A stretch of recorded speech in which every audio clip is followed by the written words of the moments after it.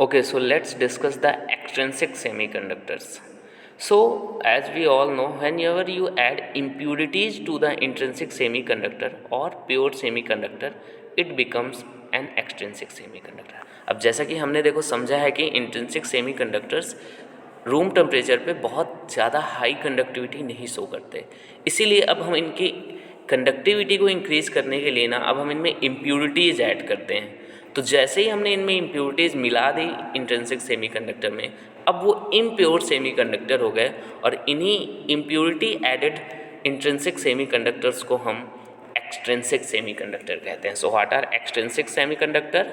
Whenever you add impurity to an intrinsic semiconductor, then it becomes extrinsic semiconductor. Clear? अब ये जो process होती है ना इम्प्यूरिटी ऐड करने वाली, इसको हम कहते हैं doping. So what is the process of adding the impurities? It is called doping. और जो भी एटम्स हम इम्प्यूरिटी के फॉर्म में ऐड कर रहे हैं उन्हें हम डोपेंट्स कहते हैं। बेसिकली देखो क्या होता है कि ये जो इम्प्यूरिटीज हम ऐड कर रहे हैं ना वो एटम्स ऐड करते हैं बेसिकली हम। तो क्लियर, उन्हीं एटम्स को हम क्या कह देते हैं? डोपेंट्स कह देते हैं। Now but the thing is कि अगर हम कोई देखो इम्प्यूरिटी ऐड करते हैं ना, तो जो उस इम्प्यूरिटी की जो साइज़ होनी चाहिए, मतलब उसके जो एटम्स का साइज़ होना चाहिए ना, वो आपके ओरिजिनल सेमीकंडक्टर के एटम्स के साइज के ऑलमोस्ट क्या होना चाहिए? सिमिलर होना चाहिए। बहुत ही ज़्यादा लार्ज नहीं होना चाहिए या तो बहुत ही ज़्यादा स्मॉल नहीं होने चाहिए आपके डोपेंट एटम्स। इसीलिए जो डोपेंट्स होते हैं उनका साइज ऑप्टिमम होना चाहिए nearly equal to the size of the pure semiconductor atoms, ताकि उससे क्या हो कि आपके जो सेमीकंडक्टर लैटिस है ना उसकी कोई ज्योमेट्री डिस्टॉर्ट ना हो जाए बहुत ज़्यादा। क्लियर? तो ये बात हमको ध्यान रखनी होती है। अब देखो इम्प्यूरिटीज़ के टाइप्स हम कितने रखते हैं, तो basically 2 types of impurities are added. तो एक्सट्रिंसिक सेमीकंडक्टर्स बनाने के लिए हम 2 तरह की इम्प्यूरिटीज़ ऐड करते हैं। एक होती है पेंटावैलेंट इम्प्यूरिटी और the other ones are trivalent impurities. अब देखो सबसे पहले हमें ये समझना होगा कि जो हमारे प्योर सेमीकंडक्टर्स हैं जैसे सिलिकॉन हो गया, जर्मेनियम हो गया, दे आर टेट्रावैलेंट, मतलब उनकी वैलेंसी कितनी होती है? 4 होती है। मतलब उनके जो आउटर मोस्ट सेल में 4 वैलेंस इलेक्ट्रॉन्स आर प्रेजेंट। अच्छा, तो अब देखो जो आपका सिलिकॉन और जर्मेनियम है they are 14th group element. तो अब देखो 14th ग्रुप के लेफ्ट साइड में 13th ग्रुप होता है जो कि ट्राईवैलेंट एटम्स होते हैं, जिसमें 13th ग्रुप की वैलेंसी कितनी होती है? 3 होती है। तो जो 13th ग्रुप वाले एलिमेंट्स हैं जैसे बोरॉन, इंडियम, एल्युमिनियम, ये सब, तो इनको हम ट्राईवैलेंट कह सकते हैं। और अगर हम 14th ग्रुप के जस्ट राइट साइड वाले ग्रुप में देखें, that is the 15th group, they are pentavalent atoms. तो उसमें आर्सेनिक, एंटीमनी, फास्फोरस, ये सब आ जाते हैं। तो अब आपको समझ में आ गया कि आप जो 14th ग्रुप के जो आपके प्योर सेमीकंडक्टर हैं सिलिकॉन और जर्मेनियम, उसमें आप 13th ग्रुप वाले एटम भी इम्प्यूरिटी के फॉर्म में ऐड कर सकते हैं और 15th ग्रुप वाले एटम्स को भी ऐड कर सकते हैं। इसीलिए there are 2 types of impurities, pentavalent impurity जो कि आपके 15th ग्रुप के एलिमेंट्स होंगे, और जो ट्राईवैलेंट इम्प्यूरिटीज़ हैं they will be from the 13th group. इसीलिए देखो जो पेंटावैलेंट वाले एटम होते हैं ना उनकी वैलेंसी 5 होगी। तो यहाँ पे देखो दिख रहा होगा ये देखो फास्फोरस का एक एटम दिया हुआ है और देख रहे हैं ये पेंटावैलेंट है। इसके जो आउटर मोस्ट सेल में वैलेंस इलेक्ट्रॉन्स हैं they are 5 in number, whereas on the right side you can see a boron atom जो कि ट्राईवैलेंट एटम होता है आपका, और देख रहे हैं इसके आउटर मोस्ट सेल में 3 एटम्स हैं आपके। क्लियर? तो अब आपको समझ में आया we can add 2 type of impurities, pentavalent impurities और ट्राईवैलेंट इम्प्यूरिटीज। क्लियर? ओके। अब on the basis of the impurity added now we can further classify our extrinsic semiconductor। Clear सी बात है कि अब हम एक्सट्रिंसिक सेमीकंडक्टर बनाने के लिए अगर 2 तरह की इम्प्यूरिटी यूज कर सकते हैं, we can use 2 types of impurities. तो clearly the extrinsic semiconductor will be of 2 types. So there are 2 type of extrinsic semiconductors and they are N type semiconductor and P type semiconductor. Clear? तो this is very important. तो यहाँ पर देखो मैंने एक band diagram दिखाया हुआ है, एनर्जी बैंड डायग्राम, एक एन टाइप सेमीकंडक्टर का और एक पी टाइप एक्सट्रिंसिक सेमीकंडक्टर का। तो अगर आप यहाँ पे देखो ए डायग्राम को, तो यहाँ पर वैलेंस बैंड और कंडक्शन बैंड के अलावा एक एनर्जी लेवल है जो एडिशनल एनर्जी लेवल जनरेट होता है, जिसको हम डोनर एनर्जी लेवल कहते हैं। तो ये बात आपको याद रखनी है कि एन टाइप सेमीकंडक्टर में डोनर एनर्जी लेवल होता है, और देखो ये किस बैंड के पास में है?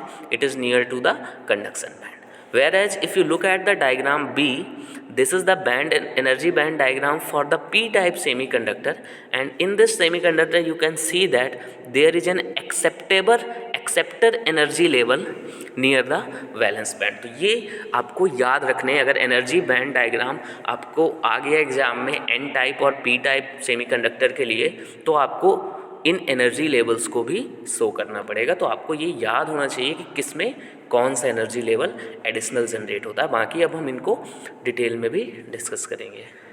ओके, तो let's discuss the first extrinsic semiconductor, that is an type semiconductor.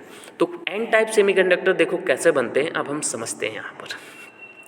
तो whenever we add pentavalent impurities to an intrinsic semiconductor, then it is said to be n-type semiconductor। तो आपको क्लियर सी बात समझ में आ गई है कि जैसे ही आप पेंटावैलेंट इम्प्योरिटीज को ऐड करते हो, वो 5 वैलेंसी वाले एटम्स को, तब जो आपका सेमीकंडक्टर बनता है, एक्सट्रिंसिक सेमीकंडक्टर जो बनता है, उसको हम एन टाइप सेमीकंडक्टर कहते हैं। क्लियर? अच्छा, तो अब यहाँ पे आप देख रहे होंगे नीचे ये डायग्राम एक दिया गया है। तो इस डायग्राम में दिख रहा होगा कि ये देखो जो सेंटर पे फास्फोरस एटम आकर के यहाँ पर एंटर कर गया आपके क्रिस्टल के लैटिस में। तो दिख रहा होगा कि देखो साइड में सिलिकॉन एटम्स है जो आपस में देखो बॉन्डेड हैं, सब एक दूसरे से कोवेलेंट बॉन्ड बना रहे हैं। लेकिन ये देखो जो सेंटर में देखो फास्फोरस एटम कैसे आ गया।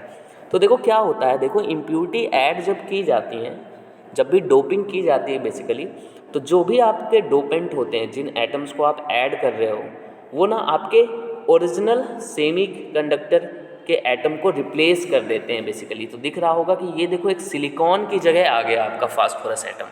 तो यहाँ पे क्या रहा होगा, पहले कोई सिलिकॉन का एटम रहा होगा जो चारों तरफ से बॉन्डिंग बना रहा होगा, but now this phosphorus atom जो कि एक इम्प्योरिटी एटम है, उसने उस सिलिकॉन के एटम को रिप्लेस कर दिया उसके लैटिस से, और उसकी जगह में ये आ गया आपका फास्फोरस एटम। तो दिख रहा होगा कि यहाँ पे देखो ये फास्फोरस एटम है, बट देखो अब यहाँ पे फास्फोरस एटम आने से बेसिकली हो क्या रहा है यहाँ पर, कि हमको पता है कि phosphorus is a pentavalent atom, इसीलिए इसमें जो वैलेंस सेल है उसमें 5 इलेक्ट्रॉन्स आर देयर। तो आपको दिख रहा होगा कि फास्फोरस के 5 वैलेंस इलेक्ट्रॉन में से जो 4 वैलेंस इलेक्ट्रॉन्स हैं, वो तो 4 तरफ से देखो सिलिकॉन एटम से बॉन्डिंग कर ले रहे हैं। देखो एक टॉप वाले सिलिकॉन एटम से एक इलेक्ट्रॉन ने बॉन्डिंग कर ली, एक लेफ्ट में बॉन्डिंग हो गई, एक बॉटम में बॉन्डिंग हो गई, और एक राइट साइड के सिलिकॉन एटम से बॉन्डिंग हो गई। तो मतलब out of these 5 valence electron 4 are used और utilised in forming the covalent bond with the neighbouring 4 silicon atom. तो जो 4 नेवर के सिलिकॉन एटम्स हैं, उनके साथ ये बॉन्डिंग कर लेंगे 4 इलेक्ट्रॉन। लेकिन अब जो बचा 1 इलेक्ट्रॉन है, this 1 additional electron it do not form bond with any silicon atom. ये तो किसी सिलिकॉन एटम के साथ बॉन्डिंग नहीं करता है। तो यहाँ पर अब एक एडिशनल इलेक्ट्रॉन बच गया एक फास्फोरस एटम के पास, क्योंकि बॉन्डिंग के लिए तो सिर्फ 4 ही इलेक्ट्रॉन्स की ज़रूरत थी। अब ये जो एक एडिशनल इलेक्ट्रॉन है ना, ये आपका डोनर एनर्जी लेवल में लाई करता है बेसिकली। तो देखो मैंने यहाँ जो दिखाया था तुमको यहाँ पर एन टाइप के लिए, तो बेसिकली वो जो एडिशनल इलेक्ट्रॉन है, अगर आप देखो ध्यान से यहाँ पर, तो ये जितने भी कोवेलेंट बॉन्ड बनाने वाले वैलेंस इलेक्ट्रॉन है, ये सब किस में लाई करेंगे, वैलेंस बैंड में लाई करेंगे। क्यों? क्योंकि these are the valence electrons. But ये जो एक एडिशनल इलेक्ट्रॉन है ना, जिसको एरो से इलेक्ट्रॉन मैंने दिखाया हुआ है, जो साइड में है फास्फोरस एटम के, दिख रहा होगा कि ये किसी से बॉन्डिंग नहीं कर रहा। दैट मीन्स ये कोवेलेंट बॉन्ड नहीं बना रहा है। बट इसीलिए ये जो इलेक्ट्रॉन है आपका, ये आपका डोनर एनर्जी लेवल में बेसिकली लाई करता है। क्लियर? तो इसीलिए ये जो इलेक्ट्रॉन है, और इस इलेक्ट्रॉन को ना हम बहुत ईजिली फ्री कर सकते हैं। मतलब ये क्या करता है कि अगर ये थोड़ी सी भी एनर्जी अगर इस एडिशनल इलेक्ट्रॉन को मिल जाएगी, तो it can become free electron very easily. Clear? तो इसीलिए यहाँ पर देखो मैंने सारी चीज़ें एक्सप्लेन की हैं कि अगर हमने एक पेंटावैलेंट फास्फोरस एटम को ऐड कर दिया सिलिकॉन में, तो अब जो फास्फोरस एटम है ना, उसमें तो 5 वैलेंस इलेक्ट्रॉन्स हैं, जबकि सिलिकॉन में कितने वैलेंस इलेक्ट्रॉन होते हैं, 4 वैलेंस इलेक्ट्रॉन्स होते हैं। इसीलिए जो 4 वैलेंस इलेक्ट्रॉन है, हर एक फास्फोरस एटम का वो 4 कोवेलेंट बॉन्ड बनाएगा with the 4 neighbouring silicon atom. ये मैं ऑलरेडी बता चुका हूँ। अब ये जो 5वां वैलेंस इलेक्ट्रॉन है, it is not able to form the covalent bond with the silicon atom. Clear? क्योंकि सिलिकॉन में 5 इलेक्ट्रॉन्स तो होते नहीं हैं, इसीलिए इस इलेक्ट्रॉन को कोवेलेंट बॉन्ड बनाने की ज़रूरत है ही नहीं। क्लियर? तो it do not involve in the formation of the covalent bond. तो अब क्या होता है कि जो आयनाइजेशन एनर्जी जो चाहिए इस एडिशनल इलेक्ट्रॉन को फ्री करने के लिए, वो बहुत ही स्मॉल होती है। देखो, अब देखो जो फास्फोरस है ना आपका एटम, तो ये जो एक एडिशनल इलेक्ट्रॉन है ना, ये देखो देखा जाए तो अभी भी ये फ्री है, इसकी किसी के बॉन्डिंग नहीं ये कर रहा है, और ये बहुत ईजिली फ्री हो जाता है रूम टेम्परेचर पे। इसके लिए एक बहुत ही कम एनर्जी की रिक्वायरमेंट होती है। तो approximately 0.01 electron volt of energy for germanium and 0.05 electron volt of energy for silicon. तो अगर आपका जर्मेनियम का क्रिस्टल है तो ये जो एडिशनल इलेक्ट्रॉन है वो 0.01 इलेक्ट्रॉन वोल्ट एनर्जी गेन कर लेगा, या फिर अगर सिलिकॉन का क्रिस्टल है तो 0.05। इतनी लेस एनर्जी पा करके ये फ्री हो जाता है तुरंत। इसका मतलब रूम टेम्परेचर पे ही ये एनर्जी अवेलेबल हो जाती है। बेसिकली इतनी कम एनर्जी जो है फ्री होने के लिए, ये तो रूम टेम्परेचर पे ही मिल जाती है उस इलेक्ट्रॉन को। इसीलिए अब ये जो इलेक्ट्रॉन है ये सडनली जंप कर जाएगा कहाँ पर? कंडक्शन बैंड में। तो it will jump into conduction band instantly. तो दिख रहा होगा कि ये जो एडिशनल इलेक्ट्रॉन है बेसिकली ये डोनर एनर्जी लेवल में एग्जिस्ट करता है। तो दिख रहा होगा डोनर एनर्जी लेवल बहुत ही पास में है कंडक्शन बैंड के, और जो एनर्जी चाहिए कंडक्शन बैंड में जंप करने के लिए वो क्या चाहिए? इस डोनर एनर्जी लेवल से बहुत कम एनर्जी चाहिए, 0.01 इलेक्ट्रॉन वोल्ट और 0.05। तो वो तुरंत जंप कर जाता है रूम टेम्परेचर से एनर्जी लेकर के। इसीलिए अब यहाँ पे क्या चीज़ समझ में आई कि हर एक फास्फोरस एटम ना एक एडिशनल इलेक्ट्रॉन जनरेट कर रहा है आपका। क्लियर? और वो इलेक्ट्रॉन कहाँ पहुँच चुका है? अब कंडक्शन बैंड में जनरेट पहुँच चुका है। क्लियर? तो इससे क्या शो हुआ कि each phosphorus atom donates 1 free electron. कि हर एक फास्फोरस एटम को जब हमने ऐड किया तो each phosphorus atom will donate 1 free electron. एक इलेक्ट्रॉन को डोनेट कर रहा है क्रिस्टल में। क्लियर? और फ्री इलेक्ट्रॉन डोनेट हो रहा है आपका, वो कंडक्शन बैंड में होगा। इसीलिए जितनी भी पेंटावैलेंट इम्प्योरिटीज़ होती हैं उन्हें हम डोनर इम्प्योरिटीज़ भी कहते हैं। वाई? क्योंकि they donate 1 free electron. Clear? Now the number of electrons available for conduction by the dopant depends mainly on the doping level and is independent of any increase in ambient temperature। अब देखो बात समझते हैं कि clear सी बात है, अगर आपने एक फास्फोरस एटम को ऐड किया you will get 1 free electron. If you add n phosphorus atom you will get n free electron. तो समझ में आया कि आप इस तरह से कंडक्टिविटी को कंट्रोल कर रहे हो आप इस सेमीकंडक्टर की। अगर ज़्यादा चार्ज कैरियर आपने प्रोड्यूस कर दिए तो ऑब्वियसली जो कंडक्टिविटी है आपके प्योर सेमीकंडक्टर की वो क्या होने वाली है? इंक्रीज होने वाली है। इसीलिए हम जितनी ज़्यादा डोपिंग करेंगे उतने ज़्यादा फ्री इलेक्ट्रॉन्स जनरेट होंगे, उतनी ज़्यादा कंडक्टिविटी इंक्रीज होगी आपके सेमीकंडक्टर की। तो अब समझ में आया जो मैंने स्टार्टिंग में बताया था कि we can control the conductivity of semiconductor devices. तो हम सेमीकंडक्टर डिवाइसेज में कंडक्टिविटी को कंट्रोल कर सकते हैं बाय डोपिंग। किसका यूज करके?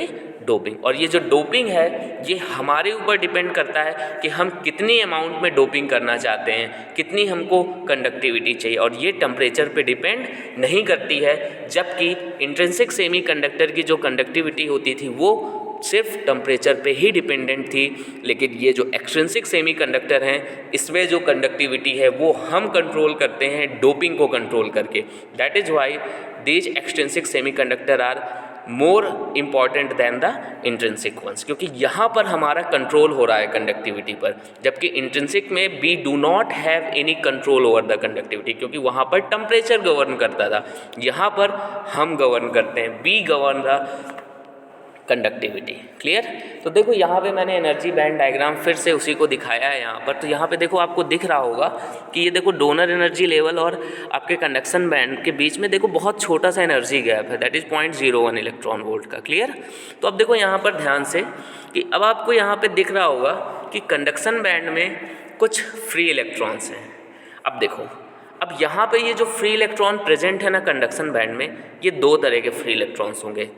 कुछ फ्री इलेक्ट्रॉन होंगे जो टेम्परेचर की वजह से वैलेंस बैंड से कंडक्शन बैंड में जंप किए होंगे। क्लियर, जो कि इंट्रिंसिक में होता था ना, कि इंट्रिंसिक में जहाँ हम कोई भी इम्प्योरिटी नहीं ऐड करते थे वहाँ ड्यू टू द टेम्परेचर कुछ ना कुछ इलेक्ट्रॉन्स कहाँ एग्जिस्ट करते थे, कंडक्शन बैंड में एग्जिस्ट करते थे। तो यहाँ पे जो अभी कंडक्शन बैंड में ये जो इलेक्ट्रॉन्स दिख रहे हैं इनमें से कुछ इलेक्ट्रॉन्स जो होंगे वो वैलेंस बैंड से आए होंगे। अब अगर मैं आपको यहाँ पे कहूँ कि बताओ आप कितने फ्री इलेक्ट्रॉन वैलेंस बैंड से आए होंगे, तो what will be your answer here. तो क्लियर सी बात है, आपने पढ़ा है कि जितने भी फ्री इलेक्ट्रॉन आप जनरेट होंगे वैलेंस बैंड से जंप करके आएंगे कंडक्शन बैंड में, उतने ही होल्स आपके वैलेंस बैंड में क्रिएट होते थे। तो यहाँ पे दिख रहा होगा कि वैलेंस बैंड में there is only one hole, that's why सिर्फ एक ही इलेक्ट्रॉन यहाँ पर जंप करके आया है वैलेंस बैंड से कंडक्शन बैंड में। इसको हम इंट्रिंसिक इलेक्ट्रॉन बोलेंगे क्योंकि ये इंट्रिंसिकली आया है, टेम्परेचर की वजह से आया है, जो कि इंट्रिंसिक सेमीकंडक्टर में होता था। यहाँ पर डोपिंग का कोई भी इफेक्ट इस फ्री इलेक्ट्रॉन पे नहीं था, ये तो ओरिजिनल चीज़ थी जो पहले भी हो रही थी। लेकिन इसके अलावा कुछ एडिशनल फ्री इलेक्ट्रॉन्स भी हमें दिख रहे हैं इस कंडक्शन बैंड में, और वो एडिशनल इलेक्ट्रॉन किसकी वजह से आए हुए हैं, फास्फोरस के एटम की वजह से आए हुए हैं, डोपिंग की वजह से आए हुए हैं, पेंटावैलेंट एटम्स की वजह से आए हुए हैं। तो समझ में आया कि देखो हमने क्या किया कि बेसिकली हमने पहले क्या हो रहा था कि अगर हमने फास्फोरस के एटम ऐड नहीं किए होते तो अभी इसी डायग्राम में कंडक्शन बैंड में सिर्फ एक ही इलेक्ट्रॉन एग्जिस्ट करता और उसकी वजह से कंडक्टिविटी क्या होती, बहुत ज़्यादा लो होती। बट अगर आप यहाँ पे ध्यान से देखो तो अब हमने फास्फोरस के एटम्स को ऐड करके ना बेसिकली फ्री इलेक्ट्रॉन्स के नंबर को क्या कर दिया, कंडक्शन बैंड में इंक्रीज कर दिया, due to which now the conductive is increase. तो अब कंडक्टिविटी भी क्या हो गई, बढ़ गई। तो समझ में आया कि कैसे हमने यहाँ कंडक्टिविटी इंक्रीज की।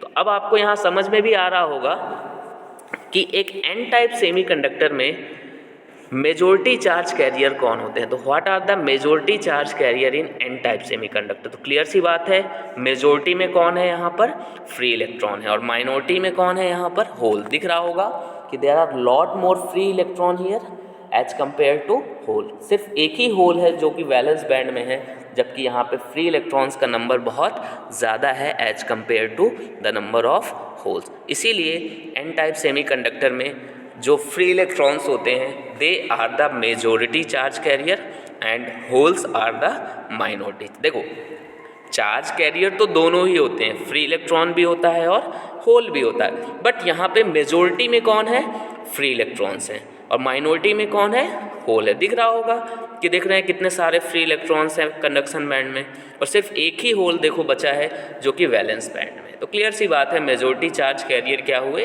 Free electron, minority charge career क्या हुआ एन टाइप में, होल्स। अच्छा, इसका मतलब लेकिन इंट्रिंसिक में क्या होता था कि जितने फ्री इलेक्ट्रॉन होते थे उतने ही क्या होते थे, होल्स होते थे, बट यहाँ पर हमने कुछ एडिशनल इलेक्ट्रॉन्स जनरेट कर दिए। क्लियर, तो ये बात आपको याद रखनी है। अब देखो कुछ डोनर एनर्जी लेवल की बात करते हैं। तो ये देखो डोनर एनर्जी लेवल तो है ना, जो ये देखो स्लाइटली बिलो एग्जिस्ट करता है कंडक्शन बैंड के, और जो इलेक्ट्रॉन्स होते हैं इस लेवल से वो कंडक्शन बैंड में मूव कर जाते हैं with a very small supply of, जैसा कि मैंने आपको बताया कि वो जो एडिशनल इलेक्ट्रॉन था ना फास्फोरस का, वो यहाँ पर एग्जिस्ट करता है डोनर, और थोड़ी सी एनर्जी पाके वो तुरंत फ्री बन जाता है। इसीलिए रूम टेम्परेचर पे सभी के सभी जो डोनर एटम्स होते हैं आपके वो आयोनाइज्ड हो जाते हैं। क्लियर सी बात है, फास्फोरस ओरिजिनली क्या था, पहले न्यूट्रल था, लेकिन उसने जैसे ही एक इलेक्ट्रॉन कंडक्शन बैंड में दे दिया, जैसे ही वो इलेक्ट्रॉन फ्री हो गया, अब फास्फोरस एटम आपका क्या हो गया, आयोनाइज्ड हो गया, पॉजिटिवली चार्ज्ड हो गया। तो इस बात का भी आपको ध्यान रखना है कि आपके फास्फोरस एटम का क्या हुआ, तो वो आयोनाइज्ड हो गया और उसमें कैसा चार्ज आ जाएगा, पॉजिटिव चार्ज आ जाएगा। क्यों, क्योंकि उसने एक इलेक्ट्रॉन लूज कर दिया। नाउ लेकिन यहीं पे आप बात करें अगर सिलिकॉन एटम्स की, तो बहुत ही कम सिलिकॉन एटम्स आपके आयोनाइज्ड होंगे। Clear, okay. Now so the conduction will have most of the electron coming from the donor impurities. वही बात हुई कि कंडक्शन बैंड में ज़्यादातर जो इलेक्ट्रॉन्स होंगे वो किसके होंगे, फास्फोरस के होंगे, डोपेंट्स के होंगे। जो इंट्रिंसिक वाले होंगे they will be very less. अब बात आती है कि देखो एन टाइप सेमीकंडक्टर्स को हम एन टाइप क्यों कहते हैं, why we call them as N type semiconductor. तो क्लियर सी बात है, तो यहाँ पे समझते हैं इसको। तो देखो Ne क्या है यहाँ पर, तो Ne is the electrons contributed by the donors plus electrons generated intrinsic. अगर हम देखो नंबर डेंसिटी की बात करें फ्री इलेक्ट्रॉन्स के कंडक्शन बैंड में, जिसको मैंने यहाँ पर Ne से रिप्रेजेंट किया है, तो अगर आप नंबर डेंसिटी निकालने जाओगे कंडक्शन बैंड में फ्री इलेक्ट्रॉन्स की, तो वो किसके किसके होंगे, तो वहाँ पे फास्फोरस वाले इलेक्ट्रॉन्स भी हैं, that is the electron contributed by the donor atoms, plus कुछ इंट्रिंसिक इलेक्ट्रॉन्स भी हैं जो कि सिलिकॉन से आए हैं, तो प्लस इलेक्ट्रॉन्स जनरेटेड और इन दोनों ही इलेक्ट्रॉन्स का जो सम होगा, this will give you the total number density of electron in conduction band, where NH is the number of holes in the valence band, और जो कि इंट्रिंसिकली प्रोड्यूस हुए हैं। यहाँ पर होल्स पे तो डोपेंट एटम का कोई इफेक्ट है नहीं, वो तो पहले की तरह ही हैं जो टेम्परेचर की वजह से जनरेट हो चुके हैं। क्लियर? अच्छा, तो ये बात हो गई यहाँ पर। तो अब अगर आप ध्यान से देखो, तो जैसे ही आपने डोपेंट पढ़ाया तो अब आपको दिख रहा होगा कि जो नंबर ऑफ, तो अब क्लियर सी बात है कि जो नंबर डेंसिटी होगी फ्री इलेक्ट्रॉन की, वो यहाँ पर होल्स के नंबर डेंसिटी से क्या हो जाएगी, ज़्यादा हो जाएगी यहाँ पर। क्यों? क्योंकि यहाँ पर हमने कुछ एडिशनल फ्री इलेक्ट्रॉन्स जनरेट कर लिए। तो the number density of the, तो देखो ये लास्ट में मैंने लिखा है कि Ne is greater than NH, इसीलिए हम इन्हें क्या कहते हैं, एन टाइप सेमीकंडक्टर कहते हैं, क्योंकि यहाँ पर इलेक्ट्रॉन्स जो होते हैं, फ्री इलेक्ट्रॉन्स जो होते हैं, they are the majority charge carrier और electron are the negative charge species, that's why such semiconductors are called N type semiconductor, N for negative. तो समझ में आया, एन का मतलब क्या है, N stands for negative type, मतलब यहाँ पे निगेटिव चार्ज पार्टिकल्स डोमिनेट कर रहा है, और निगेटिव कौन है, फ्री इलेक्ट्रॉन्स हैं आपके। तो इसीलिए एन टाइप सेमीकंडक्टर में जो नंबर डेंसिटी होगी इलेक्ट्रॉन्स की, that will be greater than the number density of the holes. समझ में आ गया? तो this is what happens in case of N type semiconductor. अब देखो एक बात और होती है यहाँ पर, मैंने आपको पहले ही बताया हुआ है ऑलरेडी कि जैसे ही इलेक्ट्रॉन होल पेयर जनरेट होते हैं किसी भी सेमीकंडक्टर में, तो साथ में एक रिकॉम्बिनेशन वाली प्रोसेस भी स्टार्ट हो जाती है कि कुछ फ्री इलेक्ट्रॉन्स जो होते हैं, जो मूव कर रहे होते हैं, वो कोलाइड भी करते हैं होल से। इस तरह से एक रिकॉम्बिनेशन प्रोसेस भी हो जाती है। इसीलिए जितने ज़्यादा होल्स जनरेट होंगे उतनी ज़्यादा रीजनरेशन की प्रोसेस स्टार्ट हो जाएगी। क्लियर? तो क्या हुआ कि यहाँ पे हमने जैसे डोपेंट एटम्स को यहाँ पे बढ़ाया, तो डोपेंट एटम्स की वजह से यहाँ पे कंडक्शन बैंड में किन का नंबर बढ़ गया, फ्री इलेक्ट्रॉन्स का। तो क्लियर सी बात है, पहले कम फ्री इलेक्ट्रॉन थे, तो पहले जो रेट था रिकॉम्बिनेशन का वो कम था, क्योंकि पहले लेस कोलिजन होने के चांसेस थे। अब हमने इलेक्ट्रॉन्स के नंबर को क्या कर दिया है, यहाँ पर इंक्रीज कर दिया है, फ्री इलेक्ट्रॉन्स के नंबर को हमने इंक्रीज कर दिया है। इसीलिए अब जो रिकॉम्बिनेशन होने के चांसेस हैं, जो रेट है, वो भी क्या हो जाएंगे, इंक्रीज। क्लियर? इसीलिए अब अगर रिकॉम्बिनेशन का रेट इंक्रीज हो जाएगा तो होल्स का नंबर और ज़्यादा कम हो जाएगा यहाँ पर। तो क्लियर सी बात है, इसीलिए एक एन टाइप सेमीकंडक्टर में फ्री इलेक्ट्रॉन्स के नंबर बढ़ते हैं और रिकॉम्बिनेशन की वजह से होल्स का जो नंबर होता है वो और कम हो जाता है। इसीलिए ओवरऑल अगर हम कंक्लूजन करना चाहें तो एक एन टाइप सेमीकंडक्टर में जो नंबर डेंसिटी होती है फ्री इलेक्ट्रॉन्स की, that is large as compare to that of the holes. अब बात आती है कि अगर एन टाइप सेमीकंडक्टर में मेजॉरिटी चार्ज कैरियर्स आपके फ्री इलेक्ट्रॉन्स हैं, तो मतलब they are in greater number, तो क्या वो एक निगेटिवली चार्ज कंडक्टर हो गया? तो क्या एक N type semiconductor negatively charge हो गया? ये एक बहुत ही बड़ा क्वेश्चन सबके सामने उठता है। तो आप अगर ध्यान से देखें तो इनिशियली जो हमारा इंट्रिंसिक सेमीकंडक्टर था, तो जो इनिशियली ये देखो, अगर यहाँ पे हम ध्यान से देखें इसको, तो पहले ये फास्फोरस एटम नहीं था सेंटर पे, सिर्फ एक सिलिकॉन एटम था, और ओवरऑल हमारा इंट्रिंसिक सेमीकंडक्टर क्या था, न्यूट्रल था। अच्छा, अब हमने इस न्यूट्रल सेमीकंडक्टर में क्या किया कि फास्फोरस के एटम्स को इंट्रोड्यूस कर दिया। तो बेसिकली आप अगर एक न्यूट्रल चीज़ में एक न्यूट्रल एटम को इंट्रोड्यूस कर रहे हो, फास्फोरस भी अपने आप में क्या है, एक न्यूट्रल एटम है, तो अगर आप एक न्यूट्रल चीज़ में एक न्यूट्रल चीज़ ऐड कर रहे हो बेसिकली, तो ओवरऑल न्यूट्रलिटी पे सेमीकंडक्टर के कोई भी इफेक्ट नहीं पड़ेगा। That is the key point. इसीलिए N type semiconductors are not negatively charged, although उनमें अंदर जो क्या हो रहा है कि फ्री इलेक्ट्रॉन्स का नंबर ज़्यादा हो जा रहा है, बट आपको याद होना चाहिए कि हर एक एडिशनल फ्री इलेक्ट्रॉन के लिए वहाँ पर एक पॉजिटिव चार्ज फास्फोरस का एटम भी पीछे बच रहा है, जो कि चार्ज को क्या कर दे रहा है, बैलेंस कर दे रहा है। आपको पता है कि जब फास्फोरस एटम एक इलेक्ट्रॉन को लूज कर रहा है तो उसके पास भी कैसा चार्ज आ जा रहा है, पॉजिटिव चार्ज आ रहा है। तो दिख रहा है यहाँ पे जो चार्ज जनरेट भी हो रहे हैं अगर, तो वो पेयर्स में जनरेट हो रहे हैं कि अगर एक negative charge free electron generate हुआ फास्फोरस की वजह से, तो फास्फोरस एटम में भी कैसा चार्ज आ गया, पॉजिटिव चार्ज आ गया। तो ओवरऑल न्यूट्रलिटी पे कोई भी इफेक्ट नहीं पड़ता है डोपिंग का। That is the key point. इसीलिए कभी भी गलती से ये नहीं कह देना कि N type. Now let's look at the conduction in N type semiconductor. तो क्लियर सी बात है, यहाँ पे मैंने देखो एक एन टाइप का मटेरियल लगा दिया है और उसको एक बैटरी से मैंने क्या कर दिया है, कनेक्ट कर दिया है। क्लियर। तो अगर आप इसमें अगर देखो आप, तो यहाँ पर दोनों ही रिस्पॉन्सिबल होंगे यहाँ पर कंडक्टिविटी के लिए।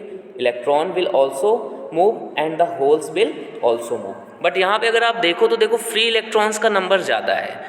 These yellow dots or balls are representing the free electron, whereas these white holes are less in number।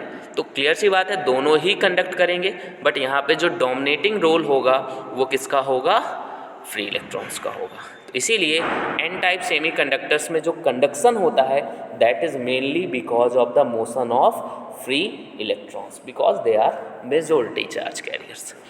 तो ये थी बात एन टाइप सेमीकंडक्टर की। अब बात करते हैं हम पी टाइप सेमीकंडक्टर्स की। What are the P type semiconductors.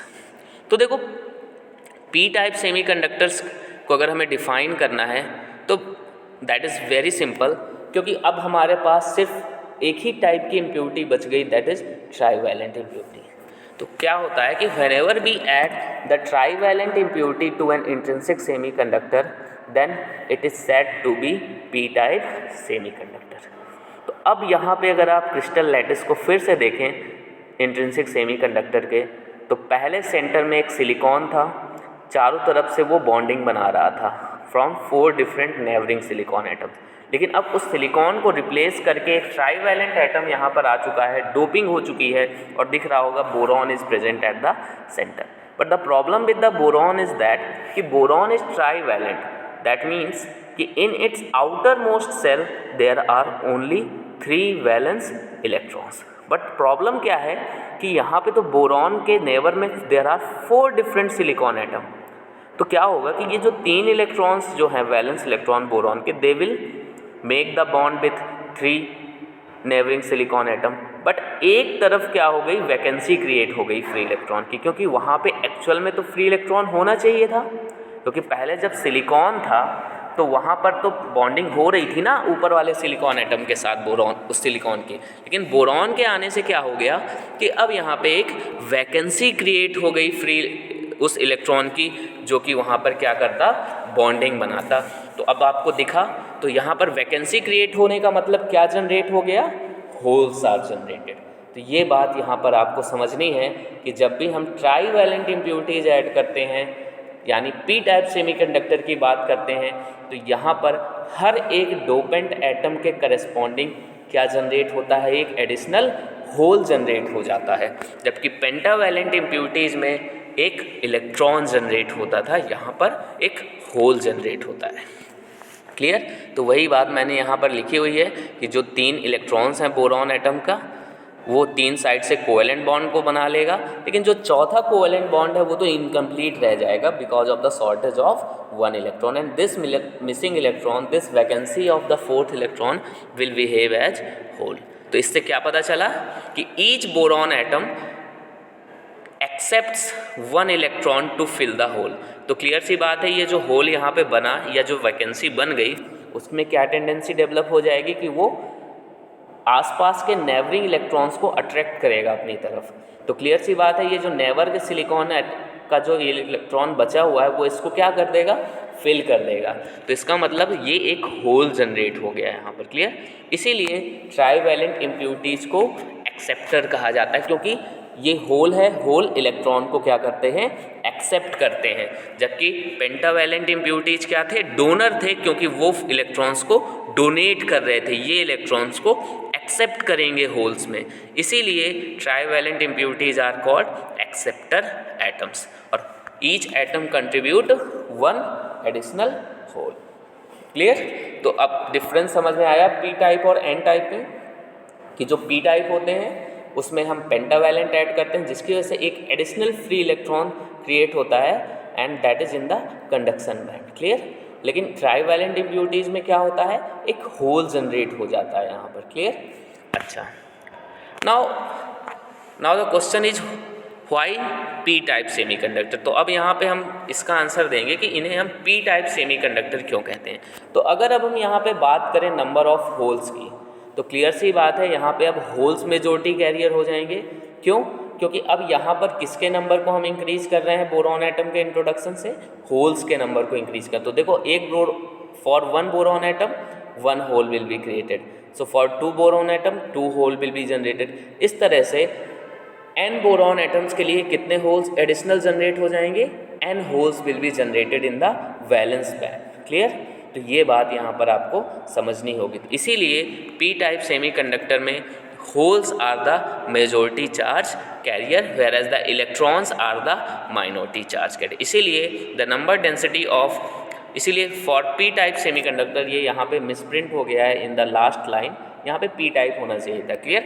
तो for P type semiconductor the number density of hole should be greater than the number density of the electrons. तो ये बात आपको समझनी होगी। This is the basic difference between P type semiconductors and N type. तो in the exam they ask the difference between P type and N type. तो आपको वहाँ पर इन दोनों में क्या बताने होंगे, आपको डिफरेंस बताने होंगे। तो अब यहाँ पे हम अब एनर्जी बैंड डायग्राम की बात करते हैं पी टाइप सेमीकंडक्टर में। तो देखो एक पी टाइप सेमीकंडक्टर में ना एक एक्सेप्टर एनर्जी लेवल जनरेट हो जाता है। तो अब समझ में आया एक्सेप्टर वर्ड क्यों यूज हो रहा है, क्योंकि वहाँ पर वो जो वैकेंसी क्रिएट हुई है ना बोरॉन एटम के पास में, वो एक्सेप्ट करेगी फ्री इलेक्ट्रॉन को, तो वो एक्सेप्टर एनर्जी लेवल क्रिएट कर देता था बेसिकली। क्लियर? तो अब आपको यहाँ पे दिख रहा होगा कि देखो यहाँ पर क्या हुआ कि कंडक्शन बैंड में तो एक ही इलेक्ट्रॉन है, and this one electron is due to temperature. तो कंडक्शन बैंड में ये जो एक इलेक्ट्रॉन पहुंचा हुआ है ऑलरेडी, ये किसकी वजह से पहुंचा हुआ था, वो जो पुराना वाला इंट्रिंसिकली पहुंचने वाला इलेक्ट्रॉन है, जो टेम्परेचर की वजह से पहुंचता था पहले इंट्रिंसिक में। अच्छा, अब हमने यहाँ बोरॉन एटम्स को ऐड किया, तो बोरॉन एटम तो फ्री इलेक्ट्रॉन्स को तो इंक्रीज कर नहीं रहे हैं, वो किसके नंबर को बढ़ा रहे हैं, देखो होल्स के नंबर को बढ़ा रहे हैं। इसीलिए आपको यहाँ पे दिख रहा होगा कि वैलेंस बैंड में there are large number of holes here. तो ये बात याद रखेंगे यहाँ पर कि जो फ्री इलेक्ट्रॉन आते थे वो कंडक्शन बैंड में जनरेट होते थे, जो यहाँ पर होल्स जनरेट हो रहे हैं आपके जो एक्सेप्टर एटम्स के थ्रू, वो कहाँ पे जनरेट होते हैं, आपके वैलेंस बैंड में जनरेट होते हैं। समझ में आया? तो इसीलिए in P type semiconductors holes are majority carriers. Clear? तो ये बात हो गई यहाँ पर। अब यहीं कंडक्शन की अगर बात करते हैं पी टाइप सेमीकंडक्टर में, तो दैट इज़ वेरी सिंपल कि यहाँ पर जो करंट का कंडक्शन होगा that is mainly due to the holes. तो वो होल्स की वजह से यहाँ पर आपका मेजर कंट्रीब्यूशन होगा कंडक्शन में as compare to that of the free electrons. तो फ्री इलेक्ट्रॉन्स की वजह से भी होगा, but that will be very less compare to the holes current और होल्स कंडक्शन। तो ये रही बात पी टाइप सेमीकंडक्टर की आपके। अब वही फिर से सेम क्वेश्चन अब उठ सकता है कि अगर पी टाइप सेमीकंडक्टर में होल्स मेजॉरिटी में है, दैट मीन्स होल्स में पॉजिटिव चार्ज होता है और electrons are in the minority, free electrons minority में होते हैं, तो क्या P type semiconductor positive charge होने चाहिए? तो फिर से वही आंसर आता है कि दिस इज़ नॉट ट्रू, क्योंकि ओवरऑल तुम्हारा पहले जो इंट्रिंसिक था सेमीकंडक्टर वो न्यूट्रल था। अब तुमने उसमें न्यूट्रल बोरॉन एटम्स को इंट्रोड्यूस किया है, तो इसीलिए ओवरऑल न्यूट्रलिटी पर आपके पी टाइप के सेमीकंडक्टर पे कोई भी इफेक्ट नहीं पड़ने वाला है, दैट्स फॉर श्योर। क्लियर?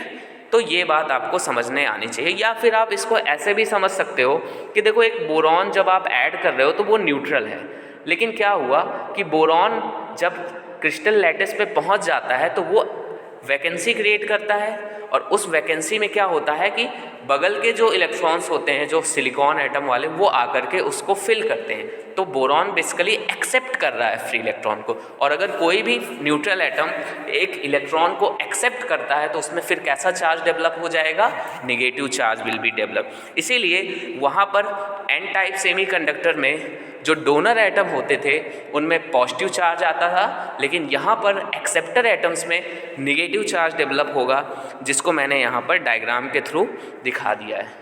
तो यहाँ पे दिख रहा होगा आपको राइट कॉर्नर पे कि सेंटर में ये जो बोरॉन एटम है इसमें कैसा चार्ज डेवलप हो गया, नेगेटिव चार्ज, और ये जो होल हो गया फ्री, इस होल की वजह से पॉजिटिव चार्ज।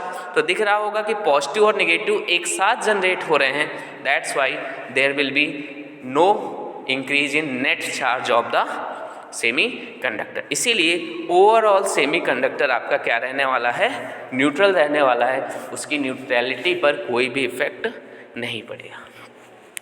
तो this is all about P type semiconductor.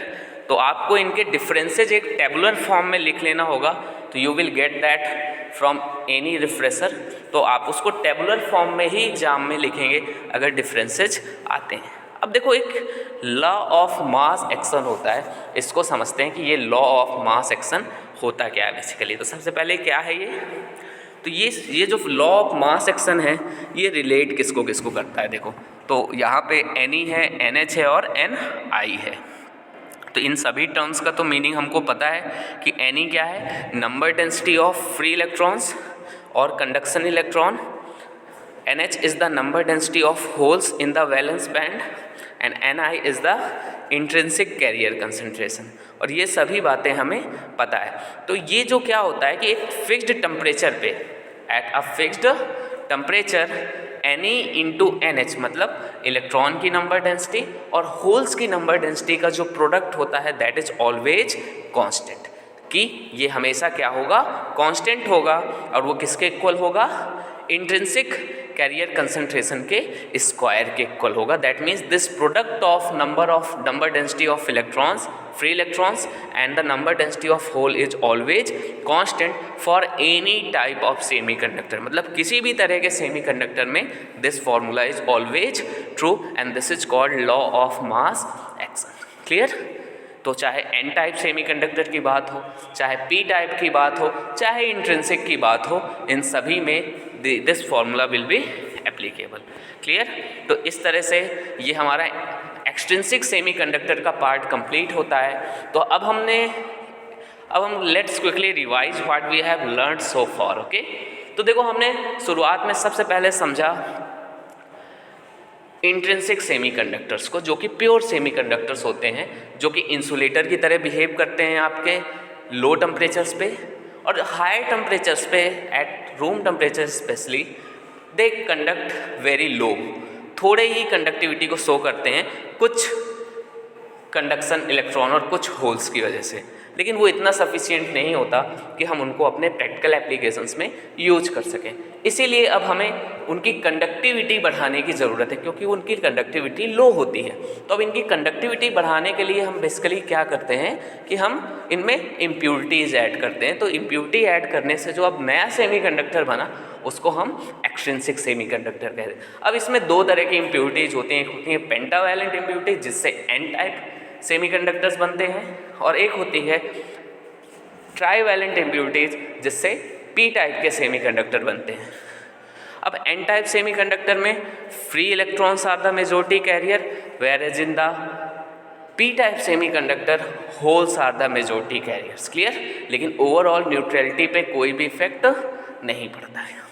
Clear? तो इस तरह से हमने देखा कि एक्सट्रिंसिक सेमीकंडक्टर में ना हम डोपिंग करके कंट्रोल कर सकते हैं कंडक्टिविटी पर। क्लियर? तो that is the importance of extrinsic semiconductors. That's all for this class.